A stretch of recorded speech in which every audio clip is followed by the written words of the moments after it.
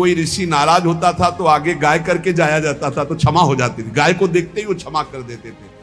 शास्त्र आज्ञा करता है कि जो प्रतिदिन अग्रग्रासे परोभावा कर्तव्यो भक्ति तोन्वहम अकृत्वा स्वयं आहारम कुर्वम नापनोति दुर्गतिम। जे ही तुम्हारे गृहस्थ में घरों में पहले होता था, अब तो भगवान जाने, जे ही पहली रोटी तवा में गई तो वो निकाल करके पक्की रखी जाती थी गौग्रास के लिए, पहला रसोई में। तो इसमें लिखा प्रतिदिन स्वभोजनम, पहले स्वयं भोजन न करके गाय के लिए ग्रास निकालना चाहिए। तो जिनके पास अर्थव्यवस्था जो गृहस्थ धर्म में है या जिनके पास अर्थ है, कुछ रोज 1 रुपया निकालो।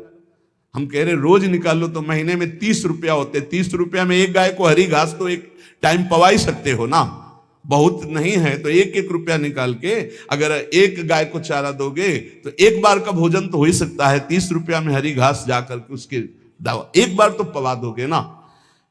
अग्रग्रासे परोभावा कर्तव्य भक्ति तोन्वहम, भक्ति पूर्वक गाय को एक ग्रास भोजन में 1 रोटी तो निकालना चाहिए गाय के लिए, ऐसा शास्त्र आज्ञा कहता है। जो ऐसा करता है तो अकृत्वा स्वयमाहारम कुर्वन् नाप्नोति दुर्गतिम, अपने आहार से 1 रोटी निकालकर गाय को देता है और स्वयं 3 रोटी भले पाले 1 रोटी गाय को दे दी तो बोले उसकी दुर्गति नहीं होगी, अर्थात उसके अंदर भाव बढ़ता चला जाएगा वो भगवान की भक्ति में। और तेनाग्नयो हुता सम्यक पितरश्चापि तर्पिताः देवास्त्र पूजितास्तेन यो ददाति गवान्हिकम। जो प्रतिदिन गौग्रास निकालता है, अर्पित करता है, तो उसको अग्निहोत्र करने का फल मिलता है, उसके पितरों को तृप्ति मिलती है और समस्त देवताओं के पूजन का फल मिल जाता है जो गौग्रास निकालता है। यदि गाय घर में पाली जाए या गौशाला खोली जाए और गौओं की सेवा की जाए, जिनके पास अर्थ है, भाव है, भगवान स्वयं श्री कृष्णचंद्र जी ने गौ सेवा स्वीकार की, गौवें चराई। गौओं की परिक्रमा करने से, जैसे आप प्रभु के बिहारी जी के मंदिर की 4 परिक्रमा करें तो जो फल आपको मिलेगा वही गाय की 4 परिक्रमा कर लें तो आपको प्राप्त हो जाएगा। गौ की प्रदक्षिणा से, गावः प्रदक्षिणी कार्या वंदनीया ही नित्यशः, जो रोज गाय को प्रणाम करता है और गाय की प्रदक्षिणा करता है तो भगवत प्रदक्षिणा का उसे फल प्राप्त होता है। जहां गौएं विराजमान होती हैं वो बड़ा पवित्र दिव्य तीर्थ स्थल माना जाता है। गौएं जहां विराजमान रहती, गौशाला में भजन करे तो कई गुना बढ़कर के प्राप्त होता है। स्वयं ब्रह्मा जी ने गौओं को दिव्य गुणों से विभूषित बनाया है। अप्यागाराणि विप्राणाम देवतायतनानि च यद गोमयेन शुद्ध्यंतिम किम ब्रूमो हृदिकम ततः। गाय के गोबर से जहां लेपा जाता है वहां जिस देवता का आवाहन करोगे वही देवता आकर विराजमान हो जाएगा। अपवित्र भूमि में भी यदि गाय के गोबर का लेप कर दिया जाए तो परम पवित्र मानी जाती है। गाय बहुत पवित्र, जहां वो बैठती है, जहां वो मूत्र त्याग करती, गोबर त्याग करती, वो स्थान तीर्थ तुल्य पवित्र माना जाता है। गाय बंदी हो घर में, वो प्यासी है और भूखी है, तुम्हारे सुकृत नष्ट हो जाएंगे। तृषिता गौरगृहे बद्धा, क्योंकि तुम्हारे पास है, सेवा करना चाहिए। यो वै गाम प्रतिसिद्धेन तो चरंतिम च स्वतरणम नरहा तस्य पूर्वे च पितरः कंपन्ते पतनोन्मुखा। यदि गाय हरी हरी घास चर रही कहीं और तुमने डंडा ऊपर प्रहार किया और लाठी मारी तो तुम्हारे पितर खोपड़ी के बल नरक जाने के लिए तैयार हो गए, ये लिखा है। यो वै ताड्यते यष्ट्याधेनुम मर्त्यो विमूढ़धि। जो मूर्ख मनुष्य, जैसे अब गाय दूध नहीं दे रही, मार डंडे डंडे मार रहे हैं, इंजेक्शन लगा रहे हैं, ऐसे वैसे कर रहे हैं, उसको ताड़ना दे रहे हैं, तो बोले जो मूढ़ बुद्धि मूर्ख मनुष्य, यो वै ताड़ते यष्ट्याधेनुम मर्त्यो विमूढ़धि, वो गाय को लाठी से मारता है, डंडे से मारता है, हाथों से मारता है तो धर्मराजस्य नगरेशा याति करवर्जिताः।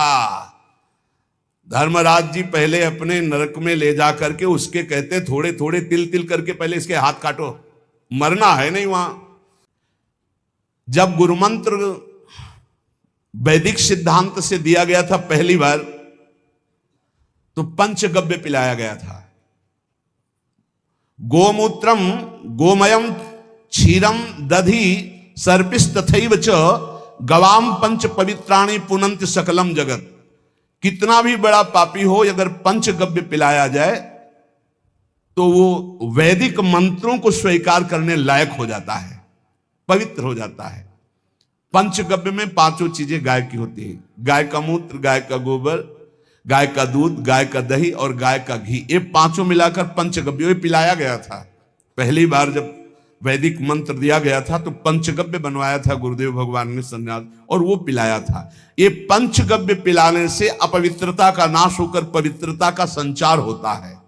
इसलिए धन्य है उनका जीवन जो गौ सेवा परायण है, भगवत भाव से। गाय में साक्षात भगवान का भाव रखकर गौ सेवा करते हैं। त्रसिता गौर गृहे बद्धा गेहे कन्या रजस्वला देवशास्त्र सन्निर्माल्य हंति पुण्यम पुराकृतम। यदि घर में गाय बंधी है और भूखी है और प्यासी है तो तुम्हारे सारे पुण्य नष्ट हो जाएंगे। सेवा और व्यापार में अंतर होता है। गौ सेवा के बहाने से धन का जो दान लेना है और उसका अपने में प्रयोग करना, मैं पितरों सहित नरक जाना है, लिख लो। गौ सेवा के बहाने से दान लेना और उसका अपने परिवार के सुख में पैसे का प्रयोग कर देना या अपनी वासनाओं की पूर्ति में लगा देना। आया गौ सेवा के लिए और आप प्रयोग कर रहे हैं गाड़ी घोड़ा नाना प्रकार के सांसारिक भोगों में, तो लिख लो पितर सहित तुम्हारे नरक जाएंगे, क्योंकि गौ सेवा के लिए आया है। गौ सेवा का धन सिर्फ गौ सेवा में ही लगना चाहिए। आप गौ सेवक है, दूध पान कीजिए, रोटी खा लीजिए, लेकिन गौ सेवा का अर्थ आप अपने वासनाओं की पूर्ति में, अपने मनोरंजन में या अपने मन के संकल्प भावना में नहीं पूरी कर सकते। गौ सेवा के लिए ही पूरी कीजिए। गौ के वास का निर्माण, गौ के भोजन की व्यवस्था, वो दूध दे ना दे, वो कैसी भी अवस्था में हो, उसकी सेवा परायणता, उसके लिए सेवक रखना, सेवकों को भी सुख प्रदान करना, लेकिन स्वयं कभी गौ के सेवा के लिए आए हुए धन का स्वयं के लिए भोग न करना और निरंतर भजन रखना, उसे परम पद की प्राप्ति हो जाएगी। इसलिए हमारे सनातन धर्म में गौ सेवा का विशेष महत्व है और इस महत्व को सबको स्वीकार करना चाहिए, क्योंकि हमारे सनातन धर्म का स्वरूप है जहां मां पदवी दी गई है, गांव को गौ माता कहा गया है। गौ में समस्त देवता विराजमान है। गौ का बहुत बड़ा महत्व वर्णन किया गया धर्म शास्त्रों में। यहां तक कि जब कोई ऋषि नाराज होता था तो आगे गाय करके जाया जाता था तो क्षमा हो जाती थी। गाय को देखते ही वो क्षमा कर देते थे। बहुत महिमा वर्णन की गई है गौ की। इसलिए जिसको भी अगर नहीं अर्थव्यवस्था है तो एक रोटी तो निकाल सकते हो ना। तुम्हारी रसोई में रोटी बने तो पहली रोटी निकाल लो और आसपास जहां गाय बंधी हो तो उसको दे आओ जाकर, तो कम से कम धर्म का पालन हो जाएगा, गौ सेवा बन जाएगी। पर एक बात ध्यान रखें, इन सब सेवा का फल है भगवान के चिंतन में निरंतर वृत्ति डूब जाए। हमारी एक एक वृत्ति, एक एक क्षण भगवान के चिंतन में डूब जाए। अगर नहीं तो हम आपको उत्तर दे रहे हैं, क्या महाराज नृग जैसा कोई गौ सेवक हुआ है दानी? भागवत में पढ़ लेना। करोड़ करोड़ गायों को, करोड़ों गौशालाएं थी, एक दो नहीं। इसलिए कह रहे हैं करोड़ों शब्द कि आप उसको कहीं ज्यादा ना समझें। पृथ्वी के कोई भूमि के कण गिन सकता है, बारिश की बूंदे गिन सकता है, लेकिन महाराज नृग की गौएं जितनी दान की गई वो गिनी नहीं जा सकती थी, ऐसा वर्णन आता है।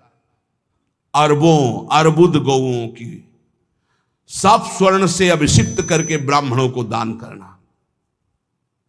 इतने बड़े गौ सेवक, इतने बड़े दान करने वाले, एक चूक हो गई, ना दान लेने वाले तपस्वी